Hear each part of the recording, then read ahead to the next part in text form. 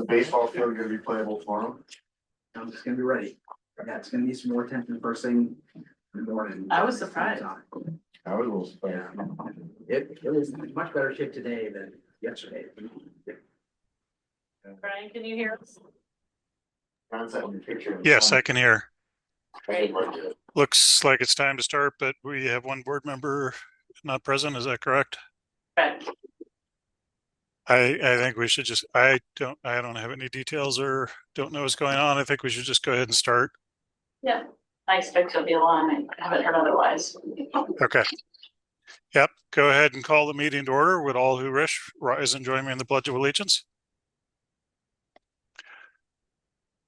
I pledge allegiance to the flag of the United States of America and to the republic for which it stands, one nation, under God, indivisible, with liberty and justice for all.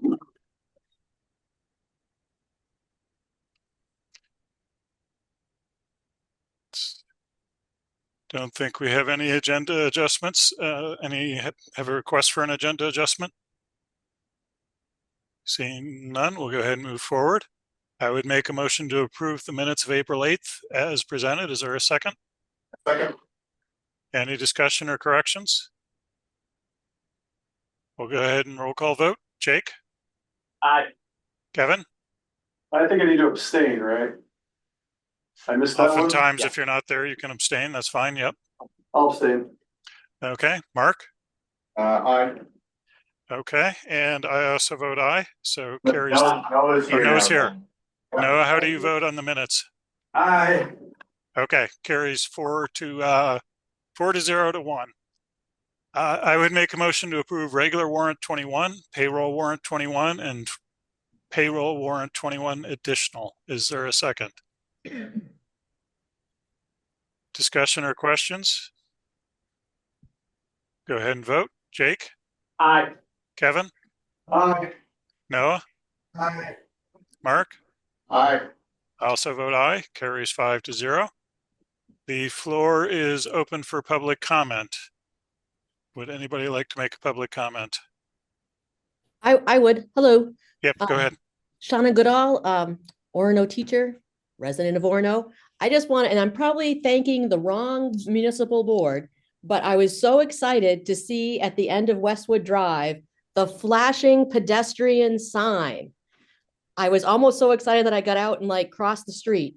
But that's been a long time coming, and it will be a great boon to all of our students and adults and everybody. So thank your town councilor, or thank you, or thank whoever put it in. Like, I'm super excited about that. That's the only piece of municipal infrastructure I've ever been this excited about. So, thank you. That's great. The town council definitely gets full credit for it, although we certainly have provided suggestions for many years. So I think the town council that gets the credit for acting is the current town council. So we'll go ahead. Any other public comment? There's none in the room, Brian. I'm sorry, what? So there's Nothing in the room. Okay. Go ahead and move on. Start with principal reports. Carrie. Oh, sorry. I skipped acknowledgements. I'm sorry. Yep. Go ahead and start with acknowledgements. Jake? It's okay. I had nothing. Thank you. Okay. Kevin? Just thank you for the folks at ASA for the curriculum night. It seems like it's been a long time.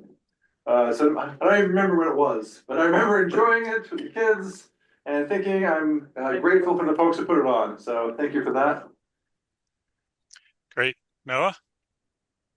Second that, nothing else. Okay. Mark? Nothing for me, thank you. Anything from students? I would just like to acknowledge that College Commitment Day is this Thursday. So I like to just acknowledge all the seniors for any future plans that they have. Congratulations. It's very exciting. Great. Exciting time. The superintendent survey is closed. We had a pretty good response, certainly a better response on the board. So I'd just like to thank everybody who participated in that. Meredith, any acknowledgements? Yes, I have a few. I want to just recognize one of our board members, Mark Brewer, was named the 2025 Distinguished Maine Professor, so congratulations, Mark. And then a student who is student teaching with us, Zach Wentworth, was recognized as the outstanding graduating student in the College of Education. And he's been with us all semester in Shauna's room, and so congratulations to Zach.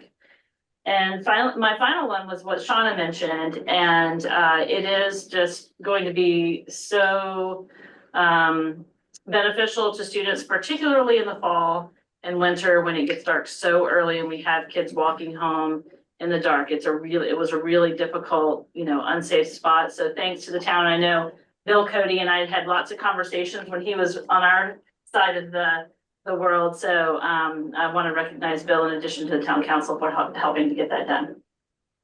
And the town manager, Clint Kitchen. That's all. Great, thank you. So now principal reports. Sorry, Gary, this time for real. All right, I'm ready. Good evening. Good evening, everyone. As per usual, springtime at ASA is a very busy place. Lots of shout outs for varying events that were going on. So kudos to Mrs. Moore, our second and third graders, for their fantastic choral concert before spring break. They did a wonderful job and they were singing to a full house, and it was very heartwarming to see. Shout outs also to Angie McLaughlin and Suzanne Neville, the directors of the spring drama production and the cast of Snow White and the Seven Endings. That was a very enjoyable production. With really cute variations of endings of that story. If you've never heard of Snow White and the Seven Endings, I highly recommend it. And then, as mentioned by Kevin and Noah, we had a spectacular curriculum night. The charge for that was led by our instructional coach, Angie McLaughlin, and the literacy team, really doing the backbone of the planning. But big shout outs to all the teachers and students for their contributions to the night. It was wonderful to have so many people in the building, despite a very rainy spring night. I think we were all hopeful it would feel like spring weather and we could go out and enjoy an ice cream. People still enjoyed ice cream, but in the downpour, unfortunately, but they turned out in droves. So thank you everyone who came out for the ASA curriculum night. Otherwise, we've also had 2 author visits this spring by Maine authors. One was planned by Ms. Murphy in the library, and the other was actually part of our curriculum night. We have hosted Ryan T. Higgins. He's a Maine author and illustrator, and he was able to share his book. Both he read a story, but he also did some great illustrations for the students and showed them how he illustrates his main characters using various technology on his devices, which was pretty cool to watch at the OPAC. The second author, main author that visited, Emily Leonard, and she shared her book Black Bear's Adventure, which talks actually about hiking the Appalachian Trail. So we've had lots of exciting things happening, and I'll just cap off with a shout out to our PTO, who had an amazing spring fundraiser. They raised over $10,000 through a silent online auction. And the charge for that was led by Carolyn Lex, and she did a great job of collecting donations. And it was just inspiring to see the amount that families were willing to donate for items. I'm getting ready to host a junior principal for the day next week, and someone paid $600 for a child to hang out with Ms. West and I for the day. I'm like, I'm not quite sure if we're worth $600, but it was pretty amazing. So I know that they don't have that money necessarily earmarked for something specific, but they're going to hang on to that to support the teachers with varying projects and the students and staff at ASA. So thank you to the PTO for their hard work with that. And that will conclude my report. Thank you. Any questions or comments? I think you're worth $600. Oh, thank you, Noah. Any other questions or comments? We'll go ahead and move on to the middle school. Richard. Hey everyone, nice to see you all tonight. Feels like spring is here the last couple of days, that's for sure. I'm going to start my report tonight to go back just before April break, and we kicked that Friday off with our Q3 celebration breakfast, and it really made it real that all the great things that are happening here that our students are doing for us, and so that was nice to celebrate that. And in the afternoon, we had our ASA fifth students come up there and enjoy the seventh grade circus, we call it, and that's a program put on by Miss Kirkpatrick and Miss Espling in our PE program, and it's an annual event, and all the ASA students really get to enjoy that, and our seventh graders get to display their talents on a variety of events. So that's a fun time, and so that's how we kind of ended our Friday prior to break, and here we are right into the well into the last part of the year and full steam ahead.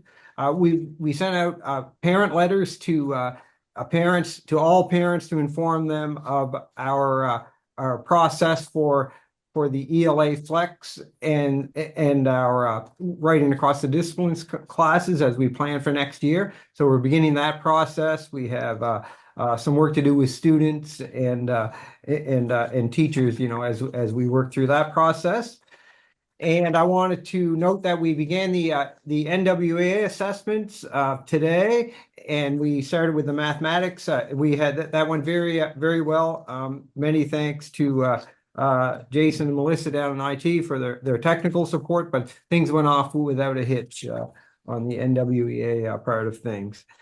And we're involved in a sixth grade teacher search that's going well. We're currently reviewing applications. Noah is part of our team here, so we're well into the process, but we still have some work to do. That would include interviews and making recommendations. But that's kind of in the next probably couple of weeks. We'll be moving in. I expect next week we'll be moving into the interviews.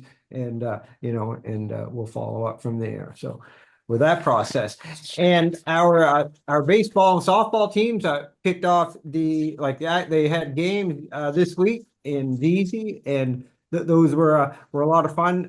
But it's easy to note that it's early in the season, especially for our B teams.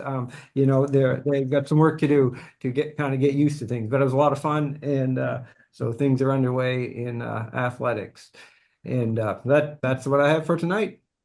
Great, thank you. Any questions or comments? Go ahead and move up to the high school, Sam and Meredith. Can you hear me if I don't turn on my microphone, Brian? Yes. Okay, perfect. So for us at the high school, it's just been a continuation of celebrating our students and our staff and the accomplishments that they've done together as different groups throughout the year. We continue to have induction ceremonies and celebrations or end of year performances in a lot of ways. And so that excitement just keeps going on. So since the last time that we had our co-principal report, I do remember some of these things the students talking about in their report. But our show choir did a fantastic job. I was able to go watch. It was a really, really good job at the States, earning a silver. We have students that continue to progress through the quiz bowl, and we're just really, really proud of them and are excited and encouraged to see where that takes them. We continue to have success, as the middle school had shared in a previous meeting with our chess team, where Jack Hildebrand was first place and Sam Gagnon second at the U1400 division. And Seamus Farrell tied with three others for second place, and Reed Quirk and Leo Hasbrook both competed in their first tournament ever. The chess team is obviously a team in which we take great pride, and there's a lot of great development in middle school. So we're really excited to see that continuing forward into the high school and seeing that competition level for us as well. So congratulations to them. As I mentioned, honor societies, we inducted the rebirth, I guess, of the Tri-M Honor Society this past month. For this month, maybe still. Really congratulations to all of those. The arts is something that I've had the privilege of really becoming a part of over the last few years. And I've learned a lot because art is not my strength. But just the way in which art can bring people together, can express emotions, can make celebrations even better. These artists on this list in our report are just amazing students. So congratulations, and really excited to have Tri-M back. Not in the report though, tonight we inducted 5 new students to our Math Honor Society as well. So congratulations to all of them. Also wanted to congratulate Connor, who's in here with us, Ryan Sharrow, Liam Mooring, Akubi, Komeja, and Bergen Soderberg, who all presented their research at the Maine State Science Fair. And they were unbelievable. Akubi was awarded a first place award for psychology and sociology, as well as a scholarship to UMaine Augusta. And Bergen, Mariah, and Liam all won 3 of the state's 10 full tuition scholarships to the University of Maine.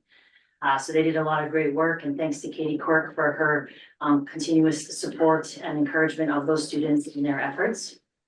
And then also congratulations to Hannah Walker and Emily Gagnon for being inducted into the French National Honor Society this past month as well. Next week, we're continuing with those celebrations with Spanish, and we have some art performances coming up. So like I said, even though graduation is very much in the near future, we have a lot of great things to celebrate. So we are thankful for all of that and encouraging everyone to join us in recognizing our students. Meredith? Thank you, Sam. Somehow the placement of Patriots Day on the calendar late in April has made the pace of things feel especially frantic here at the high school. We have just 1 week in between the end of April break and the start of AP exams, which is anomalous. But once those AP exams start, the movement to the end of the year just it feels like it accelerates daily.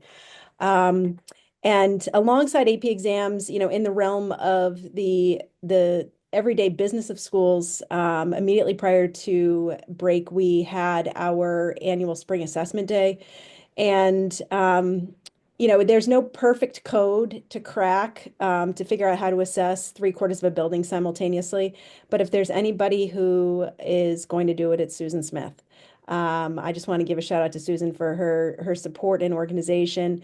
We had our most successful assessment day since COVID on April 14th. And I think that is due not only to Susan's organization, but to our faculty being super on the ball, very low absence rates by faculty, high attendance rates by students, very low opt-outs, and being able to capture the vast majority of students on that first assessment day makes catch up at the end much easier. So I just want to thank Susan and our faculty for their work and service to that.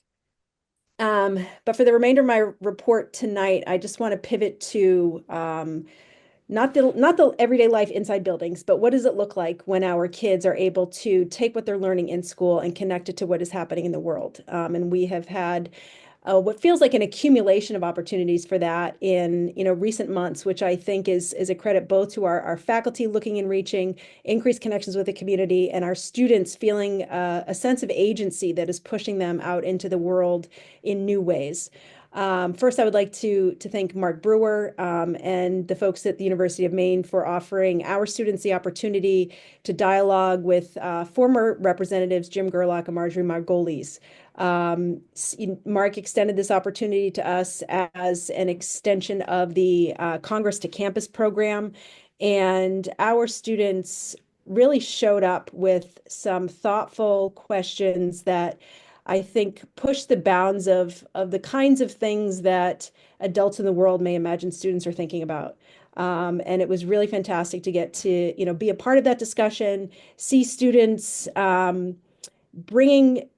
bringing to bear on this opportunity the deep learning and reflection that they have to be doing on a regular basis in order to be asking some of the questions that they did. So it was a really proud moment, and I am thankful to Mark and hope that we will receive similar invitations in the future.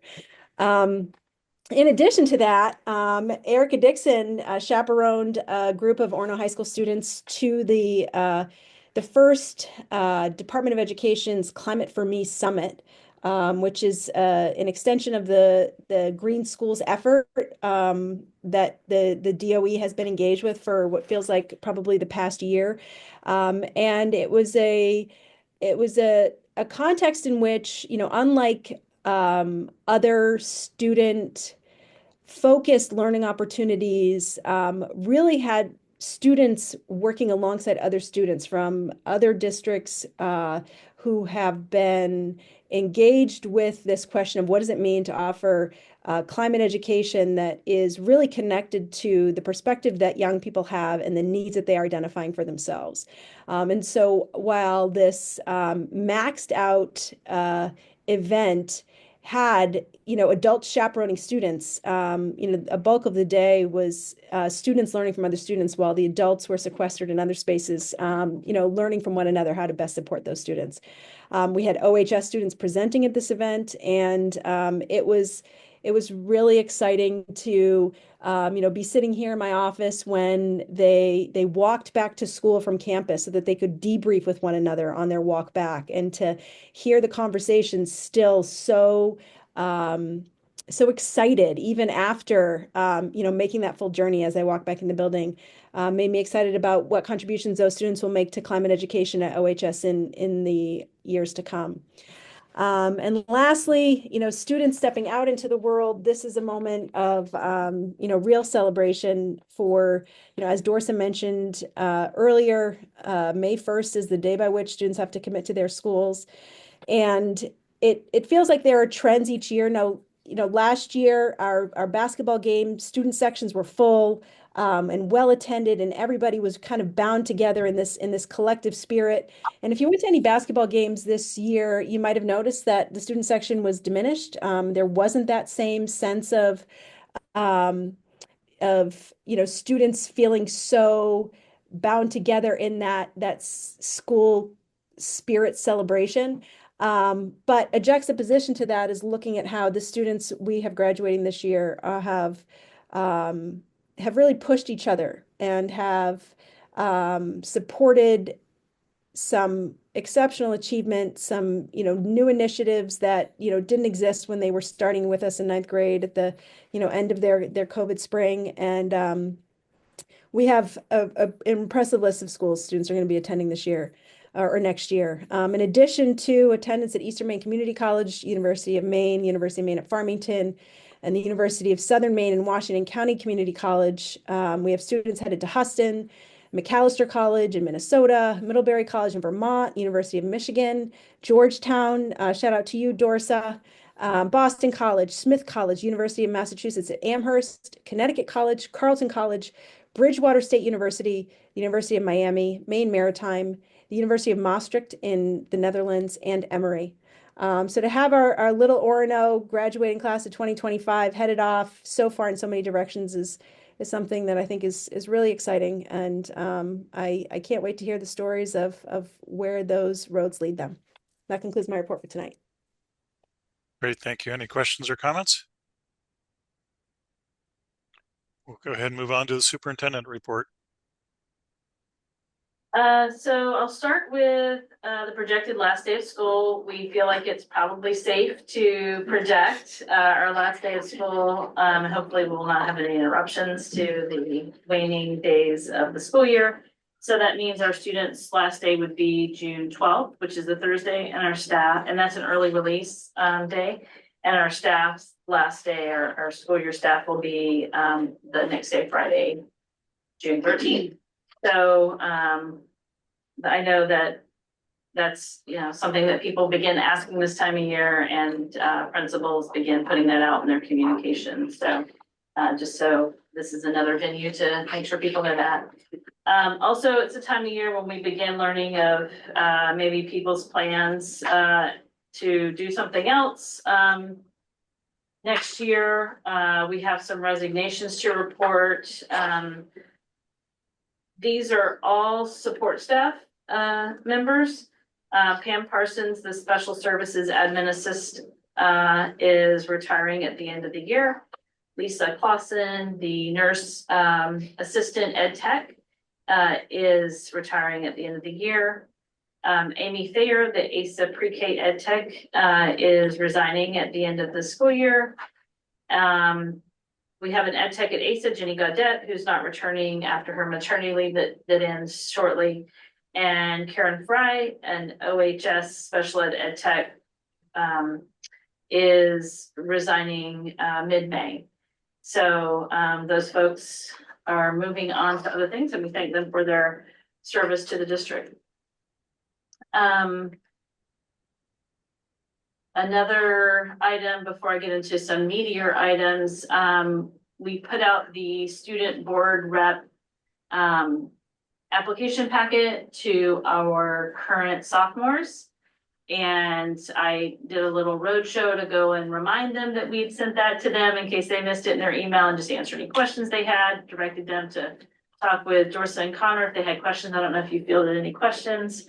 But the deadline for application is Friday. And so we'll review those. As you recall, it's a school year to school year appointment. So the student board rep that would be joining Connor would start in our August meetings. So just to let you know that process is underway. I sent you all a couple of updates. One is about the Title VI certification letter request that came from the federal DOE, and sent you both kind of a summary before vacation of what I had learned about the Department of Education's plans to respond to that. And then this week sent you the actual priority notice that explained their position, that they responded to say they weren't signing the letter. However, they have affirmed their continued,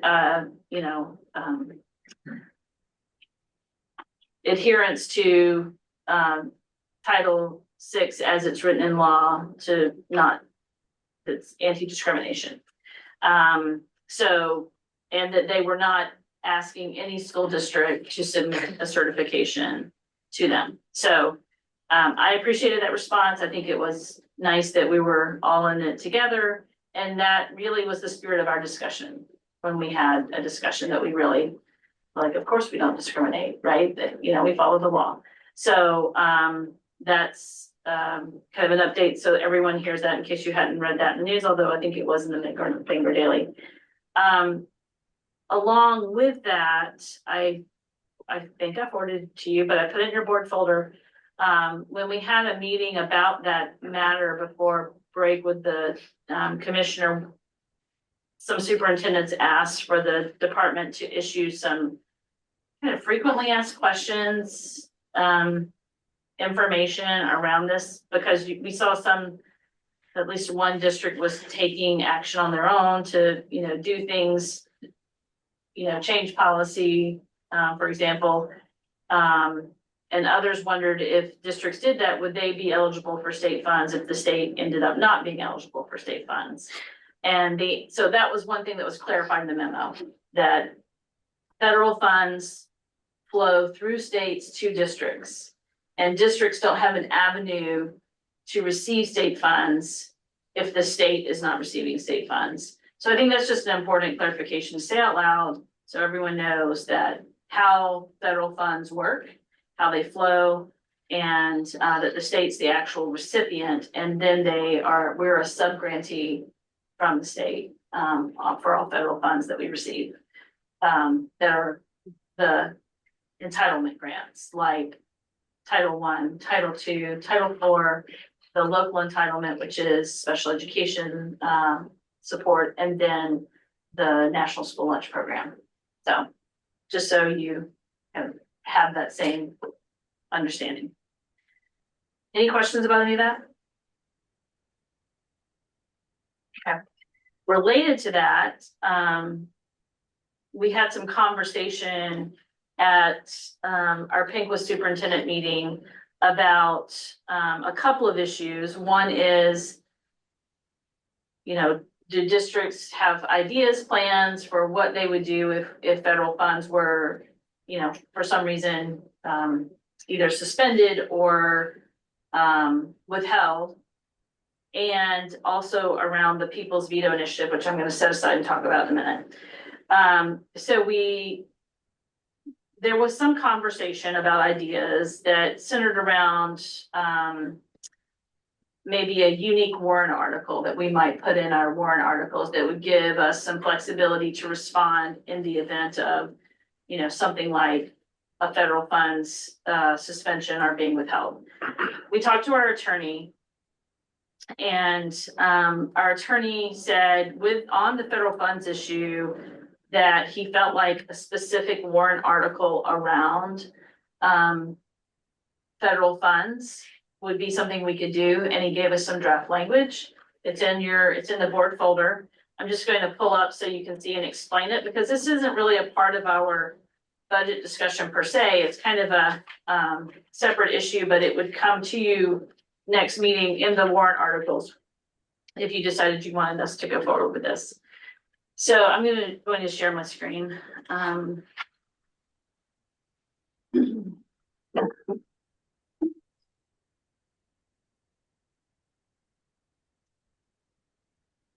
So, let's see. All right, so let me just back up.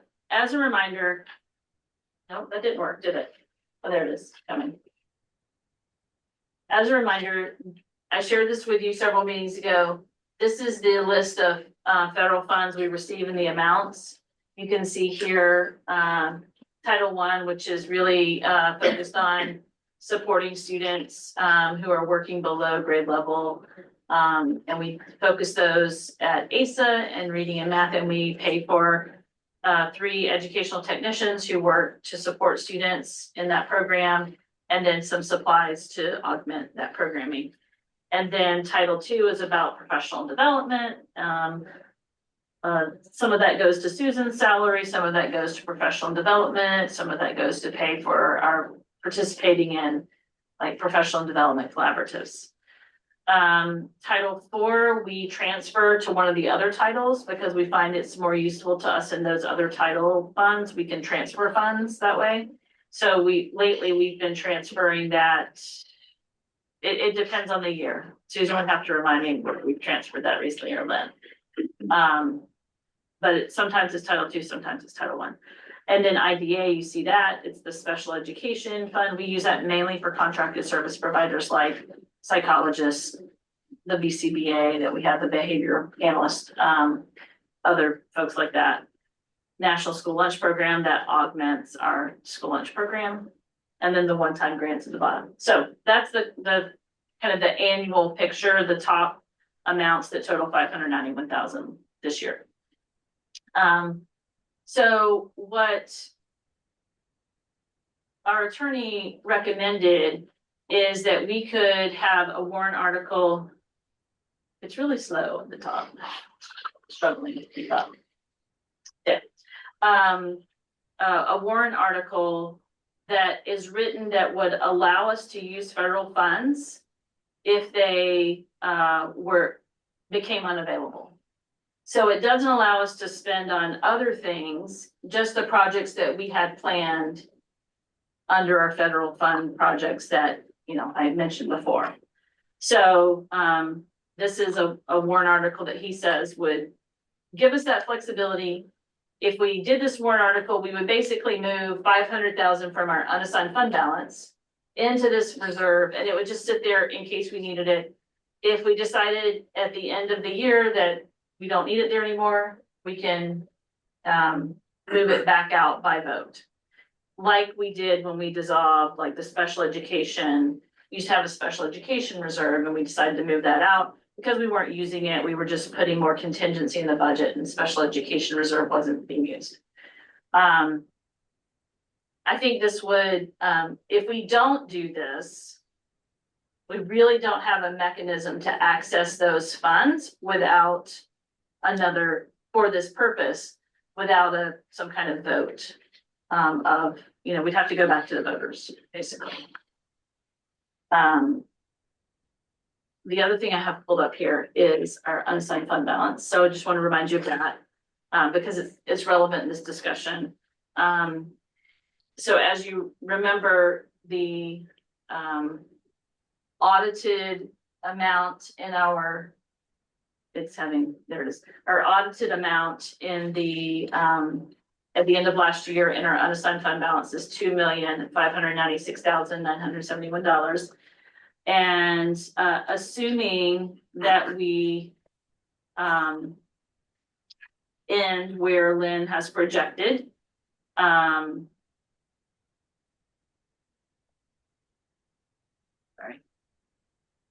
No, our end of year was 2.792. Were you gonna correct me, Lynn? The audited amount was 2.7 million. And if we expended what Lynn projected we would spend between now and the end of the year, that would go down to 2,596,000. So I carried that down to the bottom here and took out the things that we are saying we're attributing to unassigned fund balance in our budget that we'll talk about later in the meeting. And I added a federal funding reserve account so you could see what the impact of all of those things would have on our unassigned fund balance if we did all of them, which you've already kind of, loosely agreed to. The top ones like the one-time purchases, the laptop replacement plan, the capital reserve, and the tax relief additional. So if we did all of those that we talked about last meeting, and we set up this new reserve account for federal funds, it would leave 1.483 million in our unassigned fund balance. So that's a lot of numbers and information. Do you have any questions about that? I guess I'm trying to understand the downs, like what the risk is in putting 500 or even 600, which is closer to what the cost is in there. Is it just that then we would only have 1.4 million to access for other things that are non-federal in the course of the year? Otherwise, it's just another reserve. It feels a little bit like I'm having a hard time talking about this in isolation from the people's veto issue. So Okay. one of the things that I know Lynn and I have talked about, and Lynn would probably add another thing in addition to the people's veto. I'm gonna start with the thing that Lynn would add that I probably wouldn't. Lynn would add that the 929,000 that we put in our budget every year is the carry forward amount. That there's no guarantee that we're not going to spend that, even though historically we haven't. It's balanced against expenditures that have been put in our budget. So she would say that. I would say, with the people's veto issue that is next on my list, I kind of wanted to ramp up to that. I just feel like we need to be prepared as much as possible in the event there's some kind of curtailment of state funds. And so we feel like, even though it says 591,000 on the federal funds list, we could look at that and trim some things, and 500,000 feels like a safer amount. Our food service program has a pretty solid reserve themselves. We have some items that we could say we're gonna hold off on that for in some of the ways that we spend the title money. So I So that's guess why we recommend 500,000. maybe this is like, I need to hear the other part of this conversation, but Okay. like I mean, if we have to use to save money in the in unassigned in case of the veto thing, like that would still have to go to vote, No. So maybe No, and that's what surprised me. That was the other piece of it. So why don't I just, Yeah. you want me to give you the full picture? And Brian and Lynn, feel free to jump in if you feel like I'm not saying things, the full picture. So the people's veto, I sent some information to you today, is an initiative that some legislators are trying to get enough signatures by June to basically nullify the budget that was passed by the legislature in March. And what is being said about that initiative is if they get enough signatures, that there would be no state budget. And so it would potentially curtail any funding to state funded entities like schools and towns and, lots of other things. Chaos. Yes. It's whole. Wait, it doesn't have to get passed on the ballot, it just has to get onto the ballot? That's what we're being told. And that until November, when it's actually on the ballot and voted on, we would be in this frozen limbo. Yeah. And even after that, they're saying it would take a while to figure things out. So, but that's like, as the commissioner says, the, scorched earth, everything's on fire kind of scenario. This scares me a lot worse than the federal funds. Yeah. Rescind, because that would immediately be challenged in court and there'd probably be either a stay or a temporary injunction or something. I'm not super worried about federal funds actually stopping flowing. People's veto thing, I think the deadline's tight to get those signatures, but that's not good. Like that's like really, really bad. Yeah. So one thing in this context, that I wanted to share with you, I asked Lynn to put together this document that's gonna come in a second, that shows warrant by warrant, what are our expenditures? So you can get a sense for, you know, like the month of July last year, we spent about 700,000, a little over $700,000 on payroll. Right? So that's 1 month. So that tells you what things would be like if there was a state curtailment for us. The regular warrant expenditures, I mean, if that happened, we would suspend all non-essential spending right away, right? So we would only pay for what we absolutely had to. So, you know, I don't think that the regular warrant expenditures are representative of what our reality would be, but it would be pretty catastrophic for us if this happened, which makes me think that, you know, maybe this is a bluff scenario maybe that's what this is. I don't know. That's a possibility, that it's just trying to get people to realize there's a downside to passing a budget without, you know, both parties working together. I think If it is gets on the what ballot, they're you saying. can't pull it back. What's that? If it gets on the ballot, then you can't pull it back. Right, but I guess, you know, one scenario I've heard is this is a, you know, Negotiation. yes. And then you can stop gathering signatures. You Yeah, can do that. right, But that's if you what- put it on, you can't Right. say, oh, I'm sorry, I changed Right. my mind. Right. If they I think do it's not- more trying to put a gun to the head, right? That you have to negotiate with us to get a budget passed, and that there's no way we don't go until November without a budget. The legislature is going to have to fold and come up with some kind of budget at some point in time faster than that, and it'll probably have to be bipartisan, which may or may not be good for education. But the the theoretical worst case is yes, it goes to November.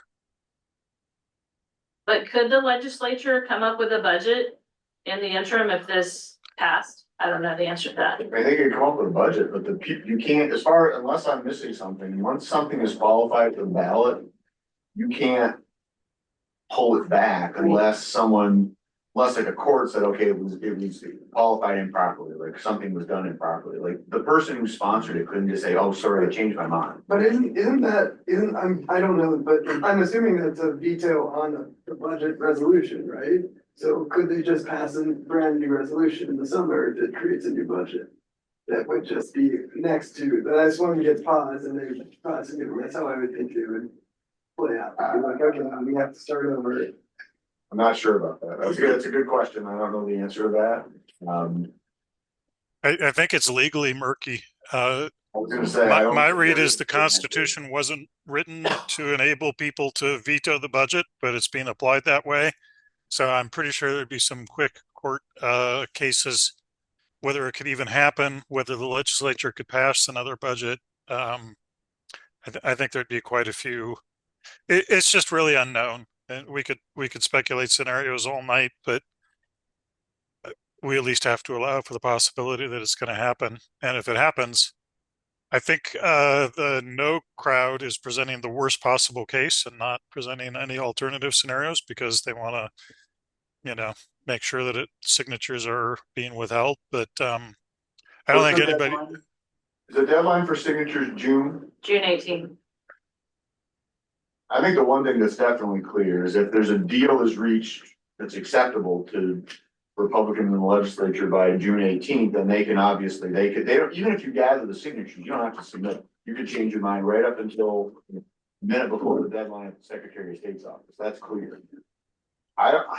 After that, I think everything is up in the air. I am not super convinced that passing a new budget in July would take that people's veto off the table or would present a new spending plan in place. I mean, it could, right? And I think Brian's right. The courts would have to sort that out. But I don't know. I don't feel very good about that. Yeah, it would be a mess if they get the signatures. So I mean, no one has the funds in reserve to last that long. I mean, no district would be in that position of being able to carry that long. So I mean, I think it's something important for us to understand that context as we talk about federal funds, as we talk about the budget, information we're gonna, decide on tonight, so we can prepare warrants, so that you have that full picture and can give us direction as to what we should prepare to bring to you next meeting. But you were saying that if that happened, we could pull from unassigned? Oh, yeah, I forgot to say that, sorry. So the thing we learned from the attorney is that you actually don't have to have a warrant article to give you authorization to pull from unassigned to pay for voter approved expenditures. It would only be if you were paying for something that was not approved as an expenditure by the voters. So that was a novel new discovery that Lynn and I had through asking these questions. You want to say it? Anything? Yeah. It's not necessarily new, it's just something that I had not thought about, but it's basically covering a revenue shortfall. So the difference, the way to look at it is the federal funds are additional expenditures outside of our budget. So we can't just pull those into our budget and increase our total expenditures because we're going above what the voters approved. That's why we would need the reserve. Whereas if we were not to get state funds, we would still be doing the same expenditures that were approved. We were just using a different revenue source to cover those. It would be the same, for example, if we had a tuition shortfall one year. We could use our unassigned to cover that. It would just naturally happen through the process of the audit at the end of the year, and hit our unassigned balance.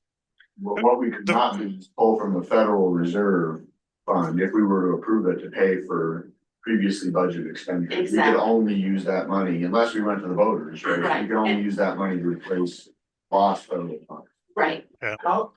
I mean, the way I've gotten my head around it is that we say we go to take the budget to the voters and the voters approve the budget, but more precisely, what they're approving is authorization to spend in fairly small chunks, right? Each cost center, they're authorizing it to spend 6.3 million or whatever it is on regular education, 3 million on special education, each of those cost centers. And then people don't notice this, but there's always a warrant article that authorizes us to expend any grants that we receive, right? And sometimes in the past, there have been, when the legislature was running past the end of June and July, there was a warrant article.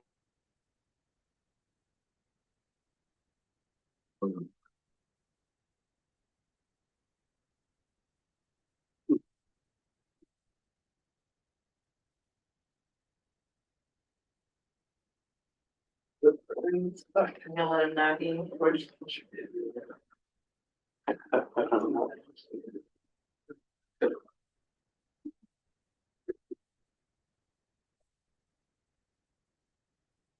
So do you want to say what you were going to say, Noah? Yeah, I guess I have basically two questions.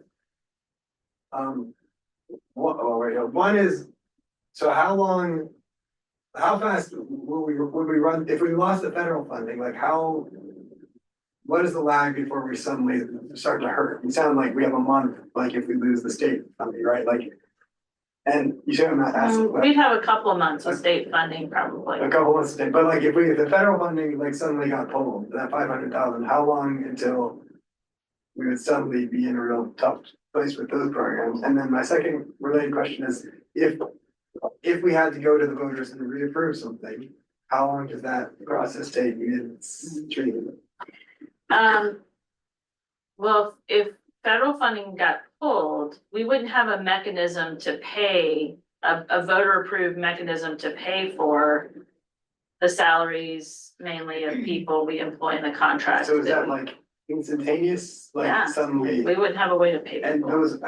those are, I mean, when, like, I guess, how often do you get, I don't know how the money, is it reimbursed, like, how does the money get? Yeah, it's, so we pay for it and it gets reimbursed.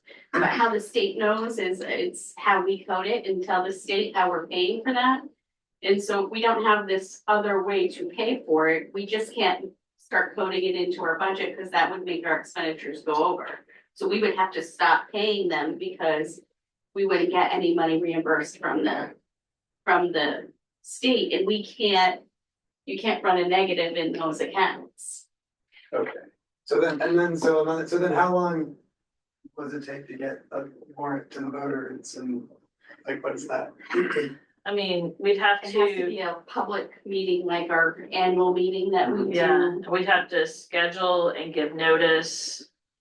We And could do it it's a within- 30-day We could notice, do it- right? We could do it within about a month and a half. right? Yeah, Yeah, it's a 30-day I notice think and it's then, 30 days and we have to post something and. But I imagine if the state of Maine is falling apart at the seams because there's no funding flowing, like that's a scenario in which we could probably pull together a town. Yeah. and I think similarly, we could undo the federal funds if needed, the same way. Yeah, Yeah, if we saw, well, the federal funds are okay, we really need this money over here, so. Another way to look at it, which is, all of those things are true, but another way to look at it is not that anybody wants to do this, but if federal funds were to just stop, right? We could operate the entire school year. I mean, there would be things we couldn't do, but we can run the entire school year. If this people's veto happens, we're not running for very long. Well, we couldn't pay those salaries though. Without getting a warrant The article. schools aren't gonna shut down. Right, Right. but we would have to, I guess, furlough employees. Which nobody wants to do. I'm just saying in terms of like. Which one of these terrible things is worse than the other? so, And then that's actually not necessarily true. I mean, we could pay the salaries as long as it didn't go over the cost center. Well, that's So what we I'm would saying. have to so do those some federal funds, funky shuffling. yeah, like, those federal funds could fit under cost centers for a couple of months. But there's gonna be like immediate correction. No, Yeah, they could fit under a cost center. We if just we have to didn't back use in. it for other things. we can put the reserve in there if that doesn't hurt to do anything, right? Well, But we could put a smaller reserve amount that would just get us by for a little while things are getting figured out. And then we could, reevaluate and go to the voters for more. And give us. If we wanted to keep more flexibility with our unassigned fund balance in the event of a state. Yeah, but so in the hypothetical that the people's veto occurs, if we took our entire fund balance right now, could we operate until November, December? No, so there's no use in holding 500,000, they're still gonna burn. Right, Right, you can't so- operate anything. Yeah. I think having the entire year's worth of federal funds set aside so that we can keep going until the courts figure things out and not have to go to a vote. There's no point in making it more complicated because there's no advantage that I see in holding some of that money back if the people's veto goes to referendum.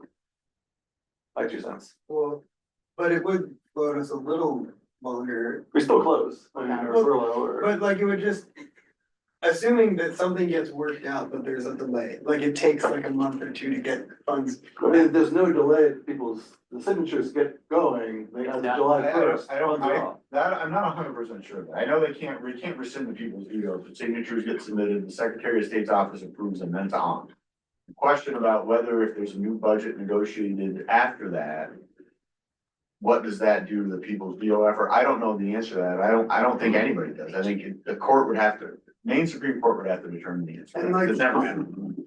Spending, I mean, June and July, we're not spending as much money as. 700,000 potentially. That's huge, but that's without June and July. Yeah, we're spending. Yeah, we'll burn through our unassigned in a couple months. And so will every district. Yeah. Right.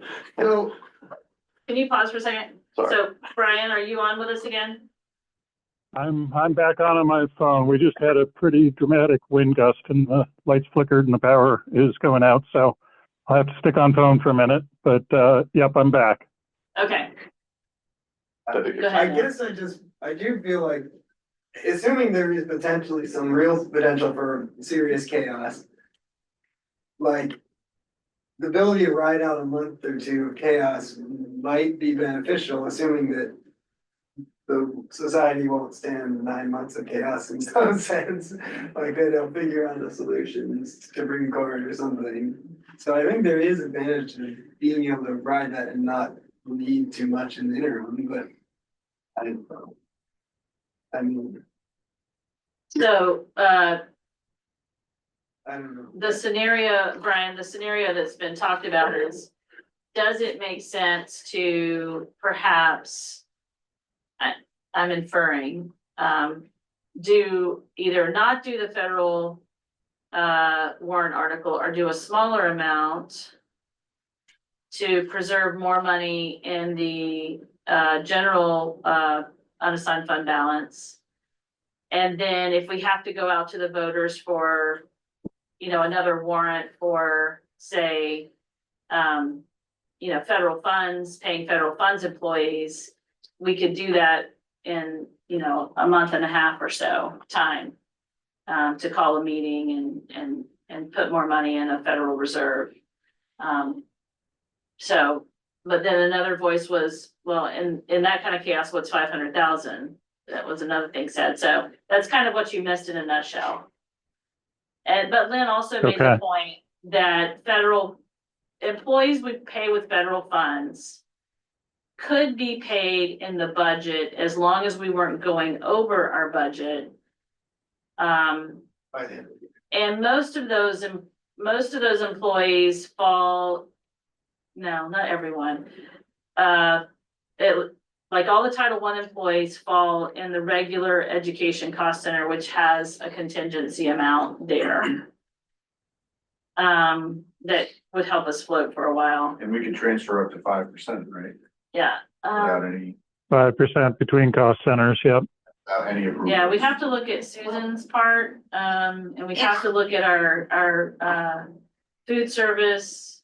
In the past, we've had that warrant article that has allowed us to do more than 5% in an emergency. We could always add that warrant article as well. That would be a little bit helpful. Oh, yeah, that would be helpful. Ultimately, Kevin's point is pretty valid though, right? I mean, if state funds just stop, right, that 500,000, Not gonna keep us very strong. right? So maybe it is better to have it there for federal funds. I mean, I'm far less concerned about that, but there we could actually do something with it. If state money just stops, doesn't even buy us a month. What, in the emergency warrant, how much percent, like, is there a limit, a cap on like, on an emergency, we can transfer this much, or? We can transfer 5% of cross cost centers, is that what you mean? You're just saying we could put in a warrant that in an emergency, we could. Right, you could transfer more than 5% between cost centers, meaning we could take some from, student support services or capital improvements to help us with salaries and instruction. I think your question was, is there a cap on the percentage for which you could ask for from on the, like it's five we can do without, is there a max of what we can do? I With don't approval. think there was a number, I think it was just we could exceed the 5%. And what is an emergency? Would this be? Unexpected, Unexpected. revenue shortfall. Declaration. Or revenue shortfall. Yeah, okay. I mean, but there's a limit to how much that can help us, right? Because our primary cost centers are regular ed and special education. And that's where our contingencies are too. So we probably can't stop the bus contract. We probably can't stop paying for heating and electricity. So we can move some money around on the edges, but getting permission to move 25% between cost centers is not really ultimately going to help us much.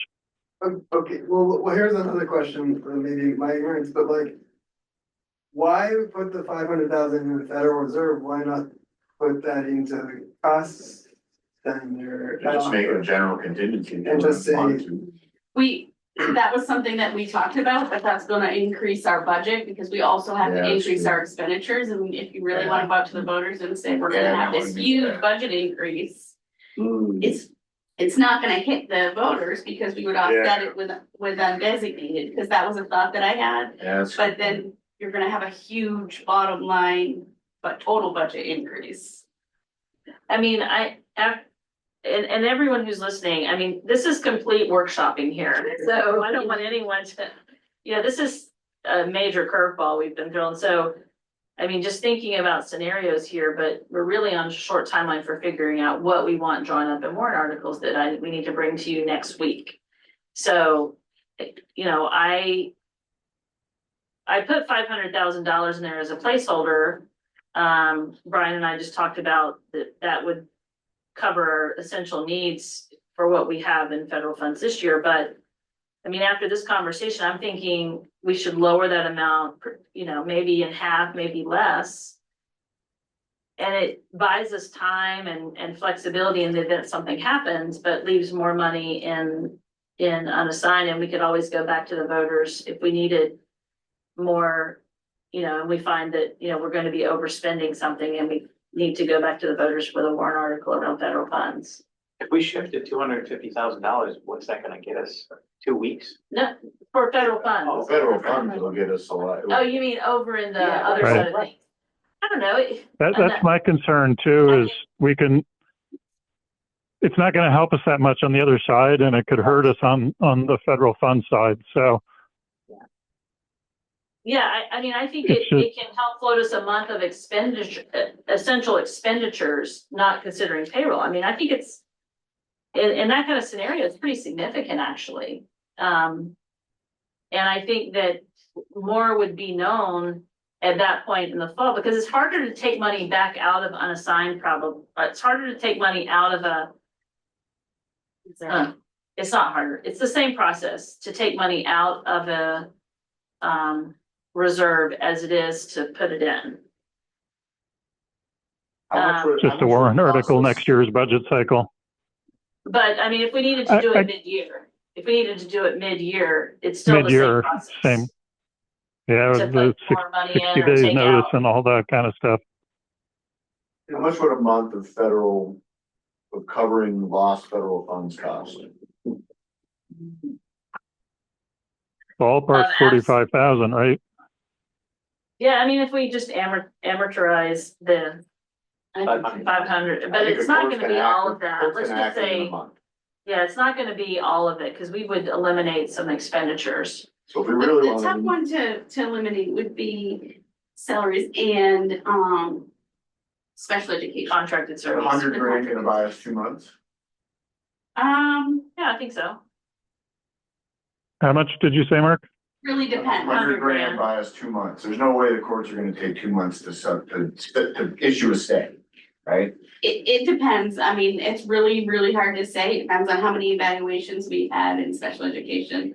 It But depends. I mean, we can, Right, like, there are a lot of unknowns, but generally speaking, we could probably, you know, I was just, get by, because we also could spend a little bit more out of budget if we needed a few more evaluations than we had money for in our, you know, reserve account for federal funds. So, you know, Think about- probably, I mean, just thinking about how employees are paid, trying to think about that. The other ballpark to be nice to know is like, what is the minimum to keep people getting paid? Like, I wouldn't mind scaring the hell out of, you know, Maine citizens to say, look, if this goes to ballot, schools are closing. Take care of your own kids. We're gonna pay our teachers. Like, what's the bottom line to keep teachers and staff in benefits and stuff? Is it the 700? Is it 500? Like, what's the minimum to keep people paying their mortgages? You know, and but the lights Well, are off, you know. You know, the payroll line on this Yeah, spreadsheet that I was showing a while ago Okay, shows so- you, that's the minimum. I mean, that's it, Okay, right? That's what it costs to pay people, and that's, gotcha. I mean, included in that though are some substitutes that, you know, but it's not a lot. Yeah, okay. But And, we're just you know, not going to get fortune past a month or stipends, like, we would probably have to suspend extra and co-curriculars, you know, we probably wouldn't do those in that scenario, so that would save some money.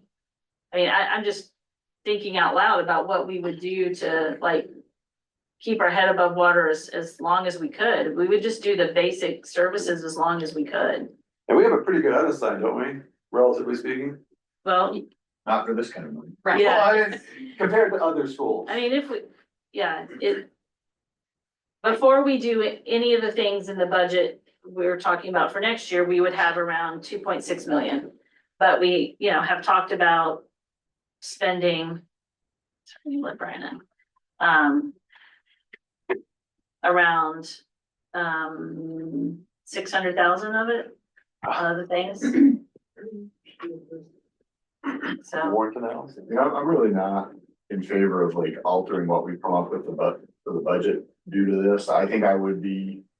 I think my preference would be to set aside about 100,000 in a Federal Reserve fund.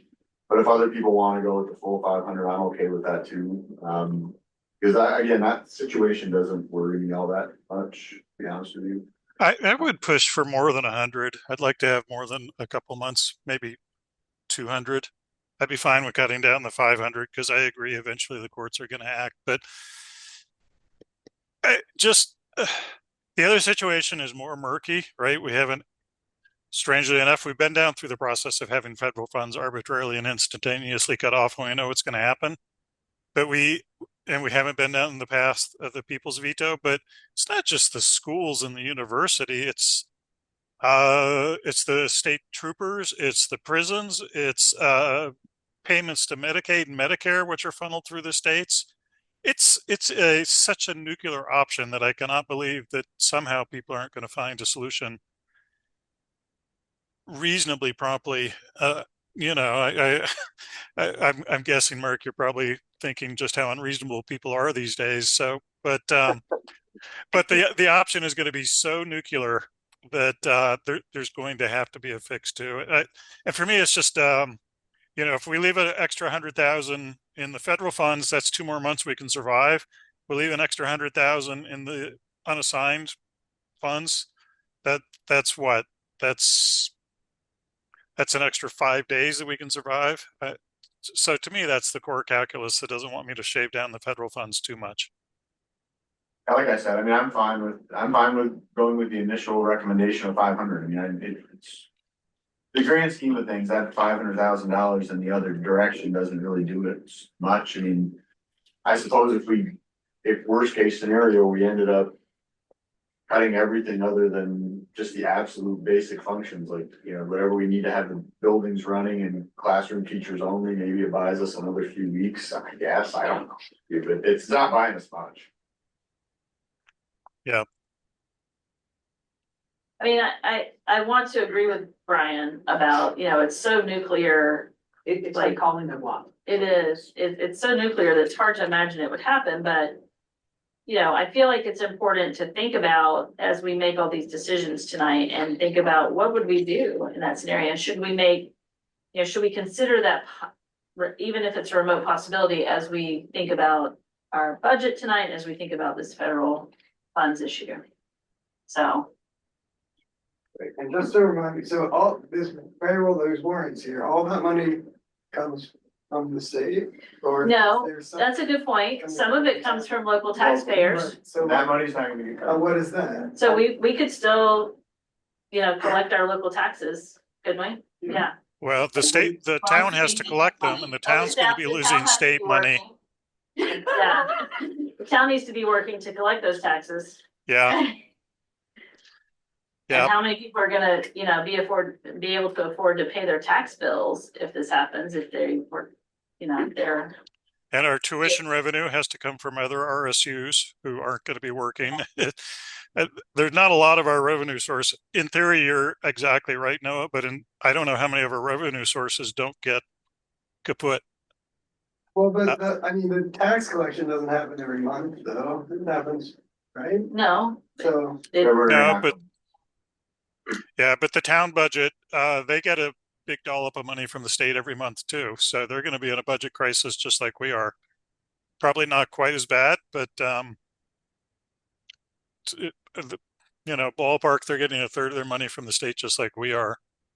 So legally they're required to hand over the money, but I wouldn't be counting on them to bail us out. They have deeper reserves than we do just because towns are allowed to keep bigger reserves. So if everybody was playing really fair, they'd start tapping the reserves. But we're being asked to make concrete decisions in a context of completely unknown circumstances and consequences. Yeah, I feel like it would be so bad, like Brian, like it would be so bad that we'd have other problems. Yeah. And it wouldn't, there would be they would come together and mess it up, I, something. They bribed the judges if they had to, I think, but, Well, Ju- ju- if we had, 200,000 as was floated. In the federal funds reserve, we have 100,000. Contingency in regular ed, 100,000 contingency in special ed.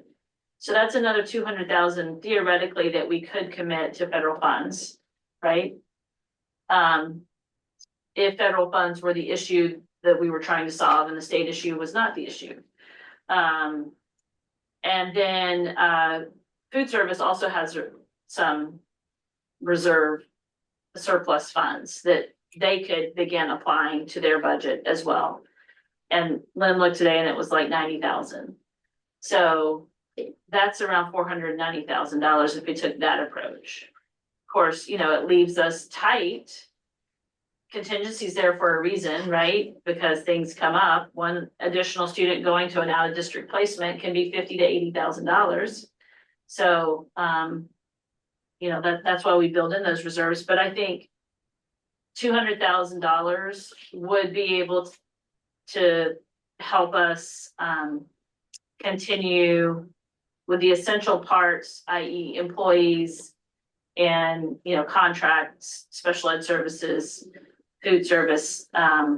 We would just trim quite a bit of the other things, like we wouldn't be sending people out to PD. We wouldn't be bringing in consultants. We would, not buy the supplies probably we had planned. We would just spend on personnel in those areas. See, I guess, Mayor, I just kind of looked at like what we did last quarter for Title I, Title II, and local entitlement, and it's around 139,000 for 3 months. Yeah. So, I mean, it did vary, like one quarter for special ed was 98,000, the next was 57,000. So that's what I mean by it's really hard because it can vary, but if you average that out, about 77,000. So. and I mean, that's the other variable is they might cut the title funding, but cutting the funding for IDEA, special education, is a different optic. They might or might not do that. I think we're just to kind of, because I know we still have a budget discussion ahead of us, where I'm ending up, and I think where we're hearing ending up is maybe 200,000 in this reserve warrant article, and then a 10% or 15% between cost center special warrant article might be the two warrant. One of the things that Lynn said, I think when you were out, is she didn't think there was a cap we had to set. It's just that we would have a language that would allow us to exceed the 5% in the event of revenue shortfall. And we've used that several times before, like when we didn't know about different things, we've used that. Might have even been in last year. So it's just permission to exceed the 5%. It's not an actual number. Right. Yes. Okay. So is that kind of meet the consensus I'm hearing that we'll do 200,000 for the federal funds, and we will, obviously we want to use that other article pretty carefully because we want to keep the trust of the community, but I think the circumstances are such this would be a time to ask for the extra permission to exceed the 5% transfers in. I guess I would see if we get to that situation, I would rather us not be cutting things but be seeing that money as a way to float so we can either pass a warrant or do something to get the money. It all depends on the context. Yeah, so it all depends. I mean, I guess I lean that's fine, but I would lean probably back towards more putting closer to the 500 in, but either in reserve or straight in the budget. But I don't want to put it straight in the budget. or some. Well, I'd say if we also have the people's veto happening. I guess I'm sort of leaning back to we can't conceive of what happens with the people's veto. Yeah.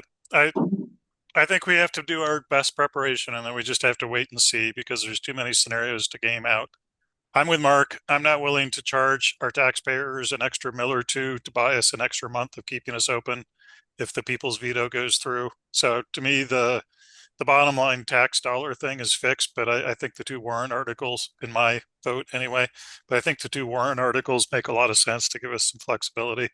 And then I think we just need to, keep calm and carry on and not worry about it and not stress everybody else out about it until the world changes on us. Right? We've done our fiscal responsibility and just have to wait and see. Well, it wouldn't add any mill rate to the taxes to put it in the budget. It would, To put what in the but but it wouldn't be coming out of there. We'd have to put the additional offset of unassigned in our revenue side of things, but it would, look like we have a 12% budget increase. Yeah. Right, but it would. Yeah, we cannot have the can't have the expenses exceeding, the revenues exceeding the expenses, so it would be a tax increase to do it. Well, no, we could add the expenses and then offset it with the undesignated, so it's The still. undesignated, yes, but we can't go past what we have in undesignated right now. Oh, no. Yeah, I mean, we could, but at that point, it becomes a tax increase. Right.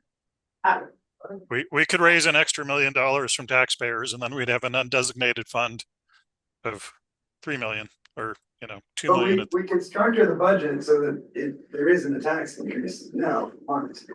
No. Well, you could, just not by very much, because we already are putting 929, so really we'd have about 500 and some change that you could add on the revenue side and on the expenditure side, and it wouldn't be an increase to the mill rate, but it would be a percentage increase that it looks like we're spending, more than the 5.39% that we have as a increase on our expenditure side of things. If you design it to offset, it wouldn't be a mill increase, but what is that? That doesn't buy us any flexibility. It just makes our budget look like it's inflated. Well, and the only reason is then it's not tied to the federal funds, which was, right? It's anything with the cost center, then you wouldn't have to. My sense is to either put a federal reserve fund in place of whatever size you want, 200,000, 500,000, whatever, or do nothing. Because if either one of these things happens, right, whether federal funds get cut off and the courts don't sort it out within weeks, or even worse, the people's veto goes through and state money is cut off. If in that instance, we could go to the voters, I'm pretty sure, and ask them if they would be willing to move money to allow us to pay the bills to keep the schools open a little bit longer, to keep from shutting down programs, they're gonna approve that. Right? Yeah, I guess I'm just more comfortable in setting aside a certain amount to be the federal fund, Yes. rainy day fund, so that there's not a worry on employees that, Yes, no, I agree with that. I may have to be laid off if something happens. No, I completely agree with that. The option I don't like is the one that Noah's proposing. Well, the other piece, we wouldn't need to go back to the voters to use that revenue as long as we didn't go over our expenditures. Yeah. So we would be okay just to keep using our undesignated as long as we could, as long as we didn't over expend our budget. True. So we could handle that. We just really can't move the federal in because that would make our expenditures over by, well, not the whole 500,000 because we have some contingencies in there, but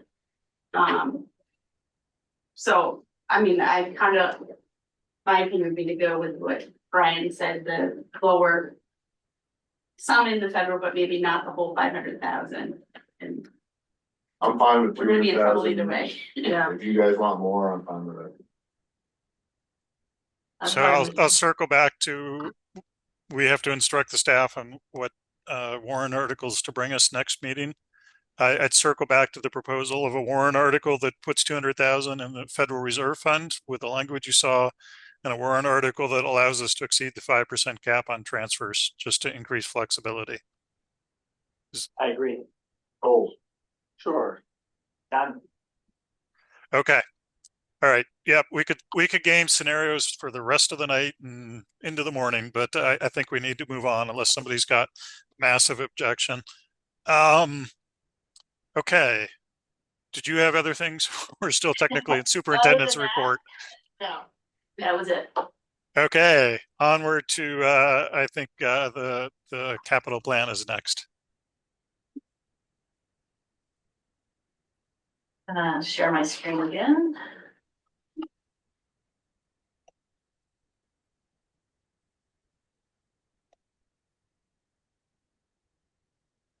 So Derek has been working to sharpen these numbers with, multiple quotes. And we've had discussions about, what to do with, different parts of the project and different, other possibilities. And this is the list that we have decided to bring forward to you. And as a refresher, we have $500,000 that we spend annually for capital improvement, working off the full capital improvement, plan, the 10-year plan. And, this summer, we're also going to have the COPS grant work going on in the schools, which will be very significant. And we hope to have the soccer lights project underway if we can get that moving soon. And so for that reason, we feel like this is where we want to stop right now with our capital improvement list at this $467,000 mark. And it also gives us just a little flexibility the next year, maybe to have a little more than $500,000 to spend, because we've been talking about potentially doing this space. If the middle school application doesn't come back favorable, it might be the year we choose to bite off this space with a little extra expenditure and capital improvement. So with that being said, we bring to you this list of items that is mostly what we shared with you before of our plan. The numbers have been sharpened though some. So as a review, it's 5 spaces at ASA, actually 4 spaces, so 5 spaces at ASA, and in one room building kind of a safe space room for really a seclusion room for students who need a safe space when they are dysregulated. And so the first 6 lines are ASA projects, and doing these really helps us get that entire wing then accomplished for the rolling renovations, which would be nice to be able to then, in the future, move down the hallway from those at ASA. We have to replace the athletic panel, the electrical panel at the football field. I think we talked about that in the past. It has to be replaced. Safety issue. The OHS bathrooms, we're going to do one set of bathrooms, the ones across from the cafeteria. And you see the price tag for that. And we're making them to be almost single stall style. We're going to leave a little opening at the top so that the safety sensors work. And then the Goodridge Road project that is sorely needed to repave both that and the ASA back parking lot, and then do there's a walkway out at the soccer field that needs some regrading. Is that right? Bring to grade for better drainage, yeah. And then this roof, because we have a pretty serious leak issue in this space. And then the safety sensors for OMS and OHS for the bathrooms to do mainly vape detection, but also they have some other features that we've been, experimenting with to see if we want to use some of the other features on those sensors. So that's the project. It's a good time to do the safety sensors because we're also doing all the wiring for the other COPS grant project. So we can just tie these in and do mainly all the install ourselves. So we're just buying the equipment. So that's the list. And we just wanted to bring that to you to see if you supported that for us to move forward with planning around this. Looks good to me. Yep, looks good to me. It's just right in line with what we've been talking about. Anybody have an objection? Goodrich Drive, can you add, are you gonna have any like safety bump kind of stuff in that, or is it? No, that's not, we haven't talked about that. I don't know if it's something we should be thinking about. My observation of that hill is that it's not as much of a speeding area because of the grade. People don't go as fast up the hill as much as it's an issue around, just the condition of I it. never really noticed any No. speed problems on that. Most of the lots where there's more open space. Yeah, Yeah, or It's the, a like regular the runway behind the high school, I middle guess school gym. occasionally I see people zooming down the wrong way, maybe more after school hours, but yeah. Yeah, I think that's a different problem. Yeah. yeah. So, if everyone is supportive of this plan, we'll move forward with that. We will bring the quotes to you individually though for approval. For the vendor quotes, so you'll get those in subsequent meetings. For the ones that are of the amount we need, like the paving quote and the ASA classroom renovations and the OHS bathroom. Those are the amount. To Noah's point, not that this would not be our issue to deal with, but one thing that the next time either you, Derek, or Meredith, whoever talks to Bill next, might want to at least give him an FYI, and I've never really thought about this before, but Noah's point made me think about it, like tonight, for example, there's Little League, is at St. Mary's Field, right? In the fall, there's soccer there, I think at least there used to be, I think they still use that, the town does in something in the fall. A lot of those parents, some of them park on the side of the road, but others park in the back lot behind ASA, so you've got kids crossing that road coming up that hill, and it's not super visible as they come up, especially once the leaves fill in. I don't know if you want to think about a crosswalk there or something. Yeah, I'm not sure there's one I know across the ASA back drive. Right. Or it's probably so faded you Yeah, can't I'm sure see it's it. not there, but there used to be one there. And- I'm yeah. not aware of there ever being one there, but it's not a bad idea. Yeah. Like, I mean, I think that's something we could talk to them about and see if they would be willing, cause I mean, we use it sometimes. Yeah. Um, But the kids that are Yeah. down there, at least it used to be during the moving season, they're pretty small. yeah, And they run up that hill and yeah, parents can't keep up.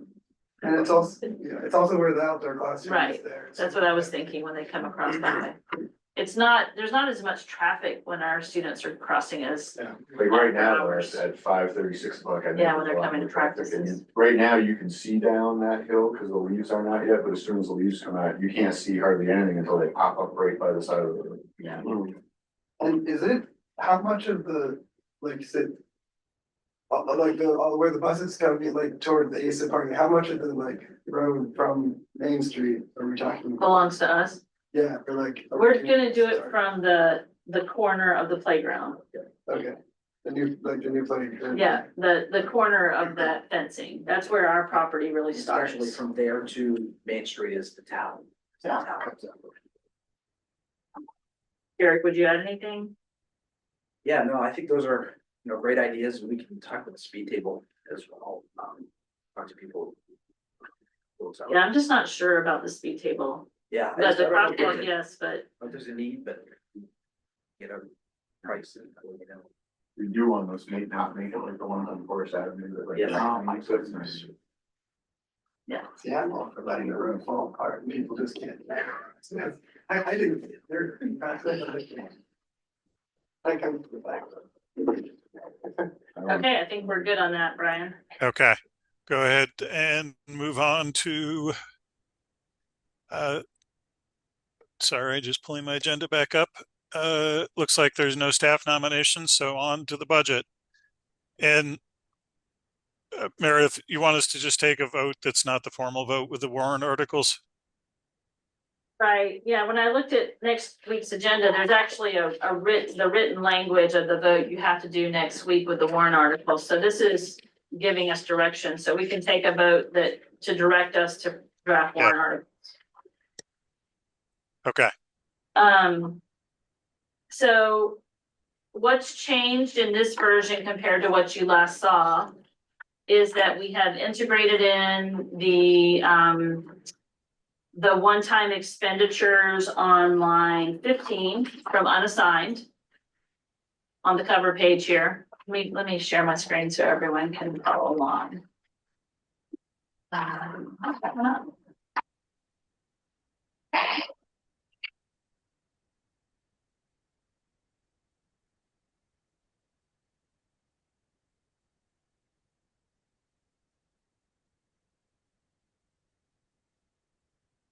Okay, it'll come soon.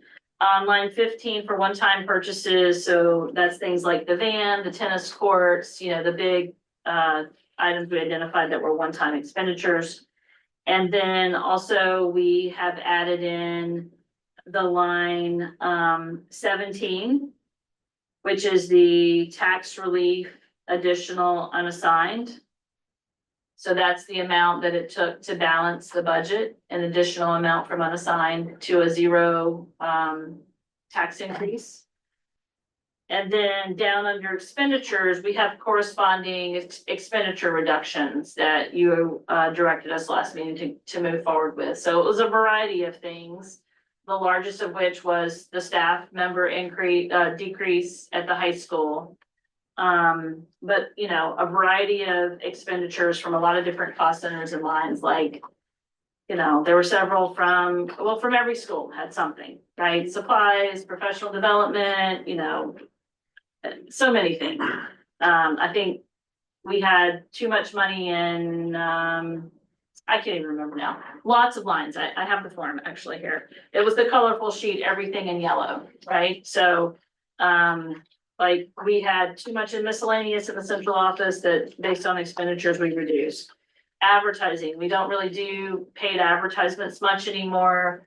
Because we use mainly free sources to do ads, so we reduced that line. So just a variety of things. So our expenditures also dropped. So our expenditures are currently at a 5.39% increase over last year. As you can see, if you turn several pages back to the expenditure page, you can see on page 4 of your handout that $627,422 of our increase are salary and benefit increases across cost centers. So that's, you know, roughly 2/3 of our increase is attributable to that. And as we know, you know, we took a pretty big hit with health insurance this year at 13.86%. So if you direct us to draft warrant articles following this, that's what Lynn will work with our attorney to make happen. But we will also add the 2 warrant articles we talked about earlier. I can talk about specific things again. We've talked about all of these reductions, you know, multiple times, so I wasn't going to go through them. Lynn, do you have anything to add to that explanation? No, Lynn says no. I don't think so. Brian, do you have anything to add to that? No, I mean, I think it's converged to what we had talked about at last meeting. I know there were a couple specific items that one person disagreed with, but I don't recall anything that 2 people disagreed with.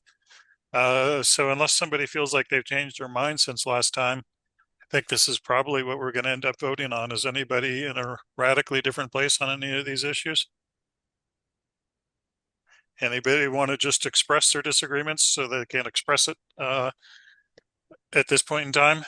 Again, we usually still at the end ask for a unanimous vote on the budget, but anybody feel the need to express any disagreements with the budget as proposed? Yeah, I continue to have two pet peeves. One's a pet peeve, the other one is just more of an objection. I'm still kind of irritated about the tennis courts. And I'm opposed to the addition of that behavioral interventionist ed tech at the high school. I could be convinced that there's a need for this, but at the moment, I haven't been convinced on that, so. Especially given the fact that we're cutting a teacher, we're gonna add this position. I'm not in favor of that, but not enough to vote against the budget on, but those are my 2. I feel the need to express this point. Thanks. Okay, any other expressions of difference from the proposed budget? All right, I would make a motion to instruct the staff to prepare warrant articles corresponding to this budget in the cost centers with the 2 additional warrant articles of 200,000 for Federal Reserve and the exceeding 5% transfer between cost centers. Is there a second? A second. Any discussion or questions? Okay, we'll go ahead and vote. Jake, Aye.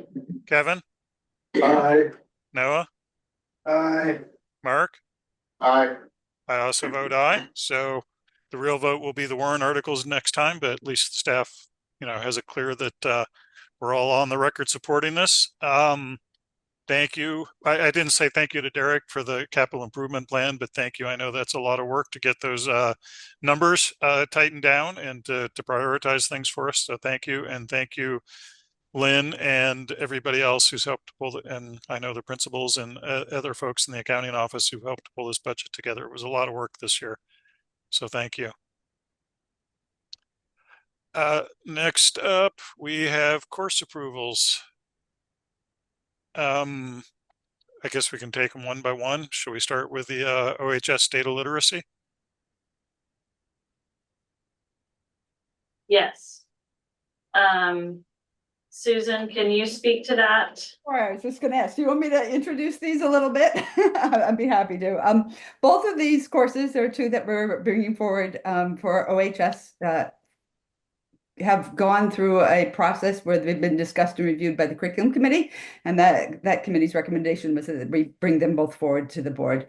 The honors data literacy course and the climate literacy classes are both elective classes and semester classes. The honors data literacy class would count as a meeting the technology and computer science credit required for graduation. The data literacy class we're picturing for 9th and 10th grade students as a course that would fit after students have taken writing across the discipline and delved into some of the data science piece of writing, and prior to AP research or statistics classes as they become more advanced in their high school years. Both the data literacy course and the climate literacies, I think the pieces that as board members, I'd really love for you to kind of hone in on are the course descriptions. I do anticipate that some of the resources and materials would shift as we implement these classes, and as we assign teachers to teach these classes. They will have a little bit of a different flavor and feel potentially with the materials. One in particular, after talking more with Katie Cork, that I would recommend for the honors data literacy class is the data classroom. She's finding that is a really good set of materials to help kids really think more deeply about different types of data. So here's data.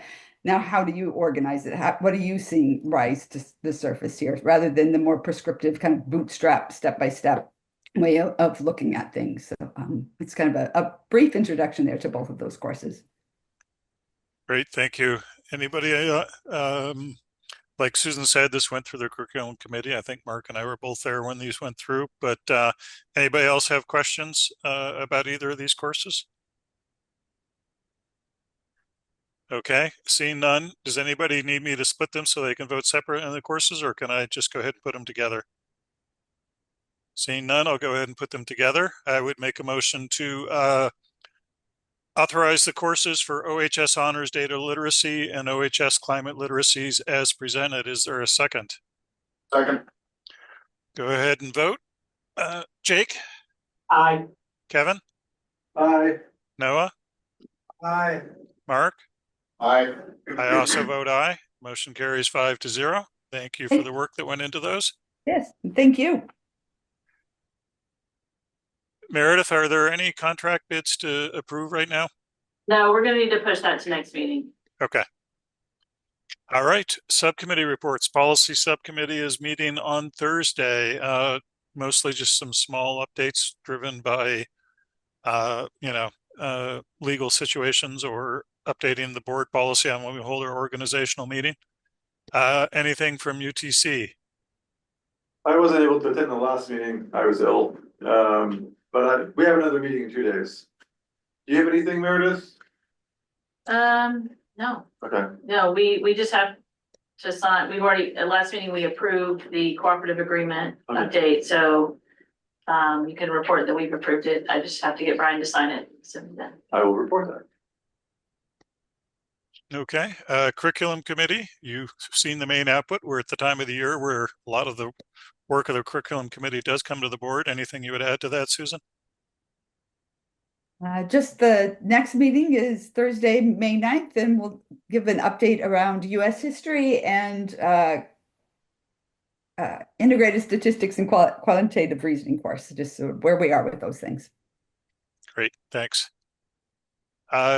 Anything with wellness, Noah? I think the next meeting is May 22nd. Okay. Strategic plan, I think has been, working away in the subcommittees. And I think we've had a board meeting since our last, collective steering committee, so nothing to update there. Any other business? Any requests for future agenda items? Any public comment? Seeing none, we'll go ahead and move on. Our next board meeting is May 6th at 6 o'clock in the library and on Zoom. Are there any requests for information or follow-up? I would motion to adjourn. Is there a second? We'll go ahead and vote. Jake?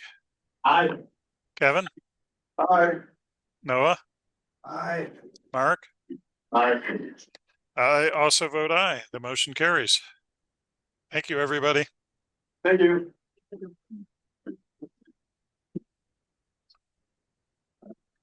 Next meeting, we do probationary teachers, so we have executive session. Yeah, I saw that we had.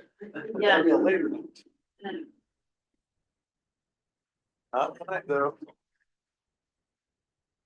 Nice picture, Noah. For a spring meeting to be done before you. Yeah, now, Yeah. we bought down in the middle, I got worried. Well, it's so messy. If this was happening somewhere else,